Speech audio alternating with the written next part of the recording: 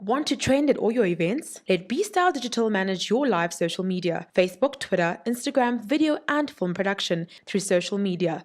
B-Style Digital.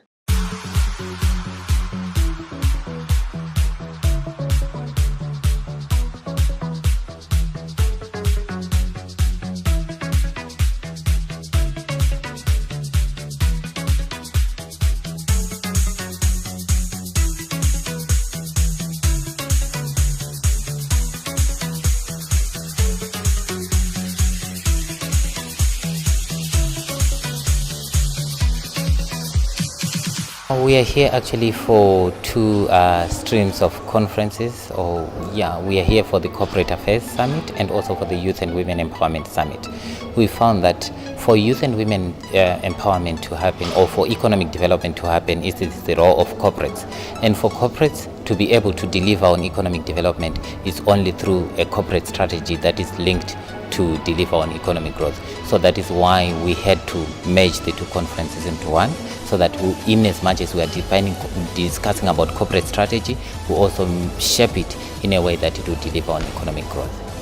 We've worked with the Fiber Processing and Manufacturing sector, or FPM sector. We've worked with them because they have a huge space that they occupy in the fiber processing, manufacturing, and we're aiming for youth and women empowerment in those sectors. So we've seen that there's a small number of youth and women that are participating, especially in the fiber and manufacturing sector. So we thought it would be great for us to partner with FPM CETA to be part of this program. We also partnered with the IDC. You know, it's actually your partner for development finance. Without finance, you cannot start anything. Finance is actually the driver of economic growth, and that is why we have the IDC in place. And now we have also the HRDC, Human Resource Development Council of South Africa. Without human resource, all this is just nothing. So we need to develop our human resource. We need to develop corporates in terms of skills development. Then that will usher into, if we give them finance through the IDC, then we definitely deliver on economic growth. Today's involvement, it's really an involvement that demonstrates CETA's seriousness when it comes to the empowerment of young people and also women in particular. We are quite aware of the high percentage of unemployment rate. And each time you go to communities, villages, townships, you find a lot of people, young people, at home, sitting doing nothing. And socially that is actually compromising us as parents, as leaders, and as government. And therefore, the CETA has prioritized the empowerment of young people, has prioritized the empowerment of women to make sure that we begin to make a difference.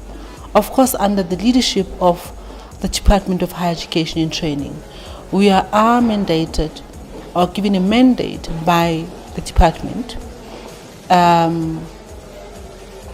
From that mandate, we develop a strategy, and in developing the strategy, we make sure that women are featured and young people are featured. I think it's important that we realize that the barriers that we used to have been pushed, but we need to come in and say, seeing that these are being pushed, how do we then enable ourselves to be empowered? So people must take conscious decisions to want to participate in our CETA and in initiatives in general that are actually availed by government. So the takeaway is that Fiber Processing and Manufacturing CETA is facilitating skills development across 13 subsectors, and we have a myriad of opportunities from a skills training perspective that people could actually take advantage of. Well, I think what people can get out of today is that as the local government CETA, we are repositioning ourselves to be much more relevant to the challenges that we're facing at the local government level. We have a responsibility to build the capacity of the municipality, and that includes both the people in the municipality and the people outside the municipality, which would include your NGOs, your CBOs, and so on. And we get given a target every year to make sure that we build the capacity of those institutions as well. But we are more interested in getting our corporates involved in the challenge of skills at local government level. So we want to invite more and more corporates to participate in a number of programs that we have and the interventions that we have, including the placement program. There's an exciting initiative actually of all CEOs of SETAs coming together, and we are looking at how we can collaborate better and how we can support and enforce each other.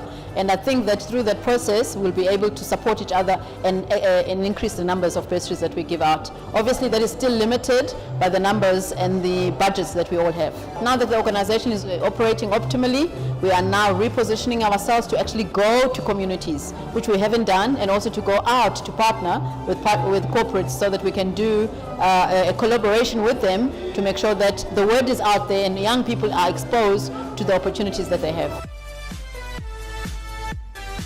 For more stories like these, visit our website www.social-tv.co.za and subscribe to our news platforms.